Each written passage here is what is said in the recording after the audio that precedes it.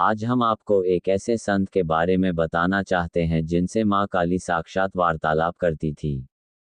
उनका नाम था रामकृष्ण परमहंस जी। यदि आप भी माता के भक्त हैं तो अपनी हाजिरी के लिए चैनल को सब्सक्राइब, वीडियो को लाइक और शेयर करें।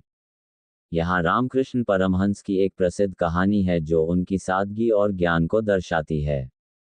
एक बार एक अमीर व्यक्ति रामकृष्ण परमहंस के पास आया और उनसे पूछा, महाराज, मैं ज्ञान प्राप्त करना चाहता हूँ और जीवन का सच्चा स्वरूप समझना चाहता हूँ।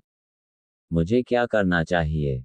रामकृष्ण मुस्कुराए और उससे पूछा, क्या तुम सत्य बोलते हो?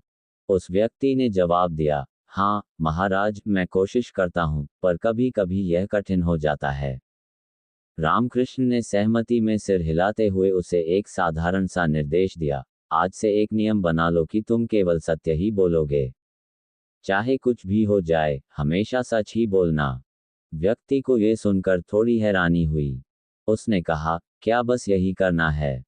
रामकृष्ण बोले, हाँ, इसे शुरू करो, बाकी चीजें अपने आप तुम्हारे सामने आ जाएंगी। व्यक्ति ने उनके इस सुझाव को मान लिया। शुरुआत में उसे यह आसान लगा, लेकिन जल्द ही उसने महसूस किया कि हमेशा सत्य बोलना कितना कठिन है। उसकी पूरी जिंदगी इस नियम के चलते बदलने लगी। वह अब किसी भी तरह का छल कपट नहीं कर सकता था, बेईमानी नहीं कर सकता था, और उन लोगों के साथ दोस्ती भी मुश्किल हो गई जो झूठ बोलने पर निर्भर थे। समय के साथ उसने जीवन में शांति और स्पष्टता महसूस की। उसका मन हल्का हो गया, और धीरे धीरे उसने बिना किसी अतिरिक्त मार्गदर्शन के गहरे आध्यात्मिक सत्य को समझना शुरू कर दिया। जब वह फिर से रामकृष्ण परमहंस के पास लौटा, तो उसने झुककर कहा, महाराज, केवल इस एक सरल सीख का पालन करके मैं खुद को आत्मज्ञान के करीब महसूस करता हूँ। रामकृष्ण ने उत्तर दिया, सत्य सभी सद्गुणों की नींव है। इसे अपनाकर तुमने सच्चे आत्मबोध के मार्ग की शुरुआत कर दी है। योजक चिन्ह, योजक चिन्ह, योजक चिन्ह।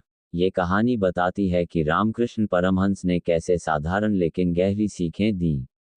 उनके अनुसार ईमानदारी, सच्चाई और समर्पण से ही आध्यात्मिक ज्ञान की प्राप्ति हो सकती है।